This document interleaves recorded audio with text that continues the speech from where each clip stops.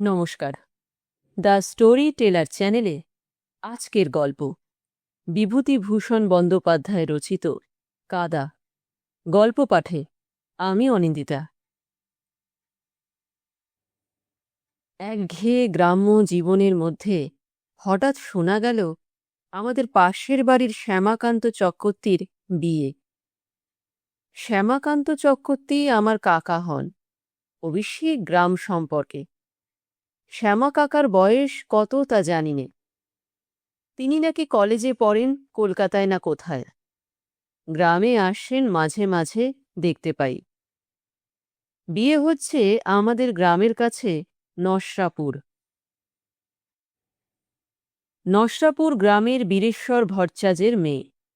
বীরেশ্বর ভট্টাচার্যকে দেখেছি, বুড়ো মানুষ, ওই গ্রামেরই পাঠশালার পণ্ডিত। আমাদের গায়ে এসেছিলেনও বার কয়েক। বিয়ে হবে সামনের সোমবারে। হৈ হৈ পড়ে গেল পাড়ার ছেলেদের মধ্যে। আমাদের দল ঠিক করল একটা উৎসব করতে হবে এই বিয়ের দিনে। আমাদের উৎসাহটা সবচেয়ে বেশি। আমি ভেবেচিন্তে দক্ষিণ মাঠের বিলের ধার থেকে কতকগুলো পাকাটি নিয়ে এলাম এবং পথের ধারের প্রত্যেক গাছে এক গাছা করে পাকাটি নোনার ডালের ছোটা দিয়ে বাঁধলাম। হরি জ্যাঠামশাই দেখে বললেন, ও কি হচ্ছে? বড় বড় মোটা কাচের পরকলা বসানো চশমার ভেতর দিয়ে দেখি হরি জ্যাঠামশাই আমার দিকে কটমট করে তাকাচ্ছেন। ভয়ে ভয়ে গাছ থেকে নেমে পড়লাম। কি? বাজি আলো করব শ্যামা কাকার বিয়েতে, তাই পাকাটি বাজছি। ইহ, যত ছেলে মানুষে, ওই একটা সরু পাকাটি জেলে আলো হবে। কতক্ষণ জ্বলবে ওটা? যতক্ষণ হয়। ছাই হবে। বুদ্ধি কত! ও কখনো জ্বলে? হরি জ্যাঠামশাই চলে গেলেন। আমার রাগ হলো মনে মনে। উনি সব জানেন কি না? পাকাটি জ্বলবে না তো কি জ্বলবে? ক্রমে বিয়ের দিন এসে পড়ল। যেদিন বিয়ের বর রওনা হয়ে চলে গেল, সেদিন পাকাটি জ্বালতে সঙ্গী সতু ও হিরু বারণ করল। আজ জেলে কি হবে? যেদিন বর আসবে বউ নিয়ে, সেদিন জেলে দিবি, দেখাবে ভালো। বিয়ের বরযাত্রী গেল গা শুদ্ধ ঝেঁটিয়ে, কিন্তু আমার যে অত উৎসাহ, আমারই যাওয়া হলো না। কেন যে যাওয়া হলো না কি জানি। বাবা গেলেন অথচ আমায় নিয়ে গেলেন না। তার জন্যে কোনো কান্নাকাটি করলাম না। খাওয়ার ওপর আমার বিশেষ কোনো লোভ নেই। খেয়ে আমি সহ্য করতে পারি নে পেটের অসুখ করে। ওই জন্যই বোধহয় আমায় নিয়ে গেলেন না, কে জানে। মঙ্গলবারের সন্ধ্যার আগে বর বউ আসবে। বরযাত্রীরা ফিরে এসে বলল, আমি ঠিক করলাম যেমন ওরা আসবে অমনি যে পথে আসবে ওরা, সে পথে দুধারে যত পাকাটি বেঁধেছি সবগুলো জ্বালব। কেবল ঘর বার করছি, একে ওকে কেবল জিজ্ঞেস করছি কখন বর আসবে। বেলা যায় যায়। এমন সময় নীলু এসে বলল, ওরে শিগগির চল, বউ আসছে। আমি বললাম, কে বলল? নীলু আমার হাত ধরে এগিয়ে নিয়ে চলল। গোয়ালাপাড়ার মোড়ে গিয়ে বাজনার শব্দ শুনতে পাওয়া গেল যথেষ্ট। বললাম, কদ্দূর রে? তা বুনোপাড়ার কাছে হবে, অনেক দূর এখনো। দেখতে দেখতে শ্যামা কাকার ঘোড়ার গাড়ি কাছে এসে গেল। আমরা ঘোড়ার গাড়ি বেশি দেখিনি। দু একখানা কালে ভদ্রে শহর থেকে এ গ্রামে ঢোকে। তাও আমাদের জীবনে সব শুদ্ধ মিলে বার দুই দেখেছি মাত্র। ছেলের দল কলরব করে উঠল, ওই রে ঘোড়ার গাড়ি।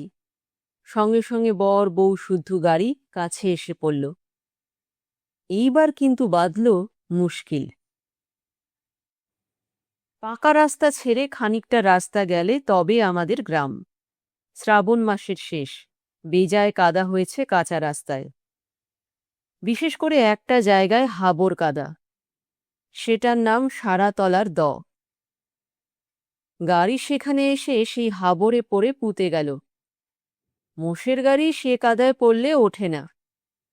শহুরে ঘোড়ার সাধ্যি কি? সে হাবর থেকে গাড়ি ওঠায়। ননি বলল, এ রামকাদা থেকে বাছাধনের আর উঠতে হবে না। ও রোগা ঘ্যানা ঘোড়ার কম্ম এই হাবর ঠেলে ওঠা। তখন সবাই মিলে চাকা ঠেলতে লাগলাম। গাড়ি চলে এলো শ্যামা কাকার বাড়ি। শ্যামা কাকার মা বউ বরণ করে ঘরে তুললেন। তখনও সন্ধ্যা হয়নি। বর্ষাকাল, রোদ আছে কি নেই বোঝা যায় না, যদিও ৩-৪ দিন বৃষ্টি হয়নি। আমাদের আকর্ষণের বস্তু হয়ে দাঁড়িয়েছে ঘোড়ার গাড়িখানা। সেখানা বকুলতলায় দাঁড়িয়ে, তার চারিপাশ ঘিরে গ্রামের যত ছেলেপিলে। গাড়োয়ান বলছে, যদি আমরা সারাতলার হাবর পর্যন্ত গিয়ে চাকা ঠেলে গাড়ি উঠিয়ে দিতে রাজি হই, তবে সে আমাদের গাড়িতে চড়তে দেবে পাকা রাস্তা পর্যন্ত। আমরা সবাই হৈ হৈ করে গাড়িতে উঠলাম। কতক গাড়ির ছাদে, কতক পেছনে, কতক ভেতরে। সারাতলার দয়ের কাদা থেকে সবাই মিলে গাড়ি ঠেলে উঠিয়ে দিলাম। তার বদলে পাকা রাস্তা পর্যন্ত আমাদের গাড়িতে চড়িয়ে নিয়ে গেল। কি মজা! আমরা যখন পাকা রাস্তায়, তখন সন্ধ্যা হয়ে অন্ধকার নামল। ননি বলল, গা ধোবো কোথায়? সব্য অঙ্গে কাদা। আমাকে বলল, তুই মশাল জ্বালবি নে? চুপ কর, কে ডাকছে? সর্বনাশ, আমার বাবার গলা। সন্ধে হয়ে গিয়েছে, ঘুটঘুটটি অন্ধকার। বাবা আমায় খুঁজতে বেরিয়েছেন। তিনিই ডাকাডাকি করছেন। সন্ধ্যার সময় বাড়ি ফিরিনি, বাবা ডাকতে বেরিয়েছেন। ননি বলল, আলো দিবি নে গাছে গাছে? আর আলো, আমার মুখ শুকিয়ে গিয়েছে। বাবা কাছে এসে পড়েছেন ডাকতে ডাকতে। আমি উত্তর দিলাম, যাই। এই সন্ধেবেলা সারা গায়ে কাদা মেখে আমি ভূত হয়ে আছি। আপাদমস্তক কাদা। চালাক গাড়োয়ান একটুখানি গাড়িতে চড়বার লোভ দেখিয়ে কাজ গুছিয়ে চলে গিয়েছে। এখন আমায় ঠেকায় কে? বাবা এসে আমার কান ধরলেন, বললেন, হতভাগা বাদর, পড়া নেই, শুনো নেই, এত রাত পর্যন্ত বাদরের দলে মিশে, এ কি, গায়ে এত কাদা কেন? আমি কাদো কাদো সুরে বললাম, এই গাড়োয়ান বলল আমার গাড়িটা একটু ঠেলে দাও, বড্ড কাদা, তাই সবাই মিলে। আমি আসতে চাইনি, আমায় ওরা নিয়ে এলো। ওই ননি, নিমতে, শশী। এই বলে সাক্ষ্য প্রমাণের চেষ্টায় সঙ্গীদের দিকে ফিরে চাইতে দেখি জনপ্রাণী সেখানে নেই। কে কোথা দিয়ে সরে পড়েছে এরই মধ্যে। বাবা বলল, তোমার দোষ নেই, তোমাকে সবাই নিয়ে গিয়েছিল। তুমি বুড়ো দামরা কিচ্ছু জানো না, না?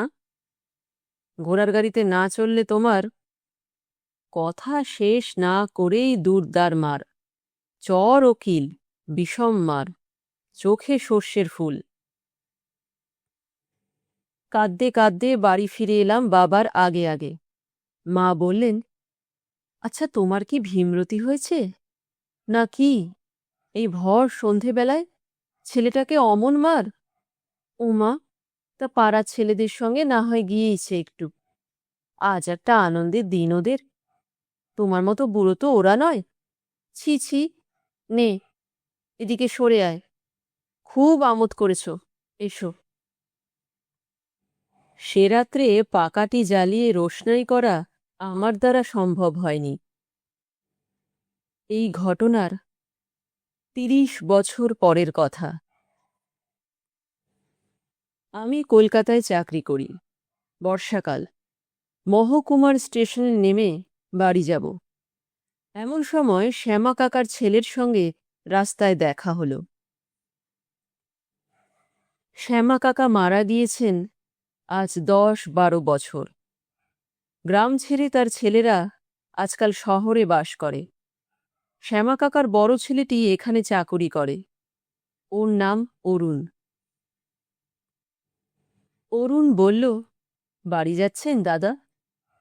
দীপ্তির বিয়ে পরশু। আপনাকে আসতে হবে অবশ্যই। আসুন না একবার আমাদের বাসায়। গেলাম। দীপ্তি ১৬-১৭ বছরের সুশ্রী মেয়ে। আমাদের দেখে খুশি হয়ে এগিয়ে এলো। বললাম, কোথায় তোর বিয়ে হচ্ছে রে দীপ্তি? দীপ্তি মুখ ভঙ্গি করে বলল, আহা। তার মানে? তার মানে আপনার মুন্ডু। কথার কি যে ছিরি! হবে না ছিরি? আপনার কথায় ছিরি বা কেমন? বল না কোথায় বিয়ে হচ্ছে। ফের? দেখ দীপ্তি, চালাকি যদি করবি, বল, কথার উত্তর দে।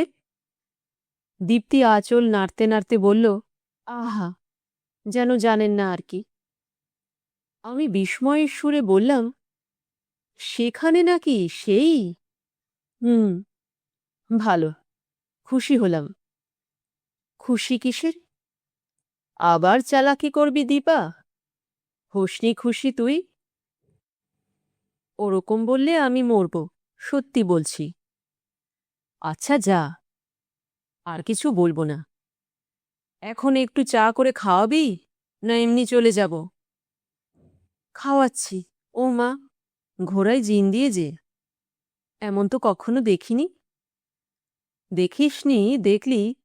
নিয়ে আয় চা। খাবেন কিছু? তোর খুশি। একটু পরে চা ও খাবার হাতে দীপ্তি এসে ঢুকে বলল, সোমবারে কিন্তু আসতে হবে। আপনাকে থাকতে বলতাম এখানে, কিন্তু বলবো না। বাড়িতে বড্ড ভিড়, আপনার কষ্ট হবে। সোমবার আসবেন। আচ্ছা। কথা দিলেন? নিশ্চয়ই। বরযাত্রী না কনে যাত্রী? দুই। আপনাদের গায়ের যখন বর, তখন বরযাত্রী তো হতেই হবে। আর কনে যাত্রী কার অনুরোধে? আমার। আচ্ছা আসি। ঠিক আসবেন পরশু? ঠিক আসব। ঠিক ঠিক। দীপ্তি থাম ধরে দাঁড়িয়ে রইল। যখন আমি চলে এসে রাস্তার ওপর উঠেছি। যার সঙ্গে দীপ্তির বিবাহ, সে আমাদের গ্রামেরই ছেলে বটে, কিন্তু তারা পশ্চিম প্রবাসী। দেশের বাড়িতে জ্ঞাতি ভাইরা থাকে। এই বিবাহ উপলক্ষে বহুকাল পরে ওরা সবাই দেশে এসেছে। বিয়ের পরই আবার চলে যাবে। গ্রামে আমিও গেলাম অনেক দিন পরে। আমিও গ্রাম ছেড়েছি ১০-১৫ বৎসর। গ্রামে যেতেই ওদের দল এসে আমায় বরযাত্রী হওয়ার নিমন্ত্রণ করে গেল। বিবাহের দিন এসে পড়ল। বিবাহের লগ্ন সন্ধ্যার অন্ধকারেই। অন্যান্য বরযাত্রী কতক নৌকোতে, কতক গরুর গাড়িতে রওনা হয়ে কনের বাড়ি চলে গেল। শহর থেকে একখানা ঘোড়ার গাড়ি এসেছে। সেখানাতে বর, বরকর্তা, পুরুত ও আমি যাব এই স্থির হয়েছে। বর বলল, নিতাইদা চা খেয়ে নাও, আর বেশি দেরি না হয়। বাবাকে বলো, তুমি সব গুছিয়ে নাও। সে ভাবনা তোমার কেন, যা করবার করছি।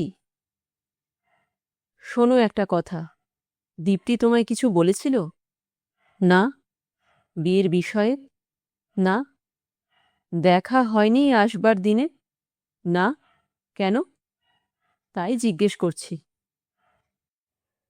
সন্ধ্যার অল্পই দেরি আছে। তখন আমরা ঘোড়ার গাড়িতে গিয়ে উঠলাম। গাড়িও ছেড়ে দিল। আমাদের পেছনে শাঁখ বাজতে লাগল, উলুধ্বনি পড়তে লাগল। গাড়ি গা ছাড়িয়ে খানিক দূর যেতে না যেতে অন্ধকার নামল। সঙ্গে সঙ্গে সারাতলার দয়ের কাদায় গিয়ে পড়ল গাড়ি।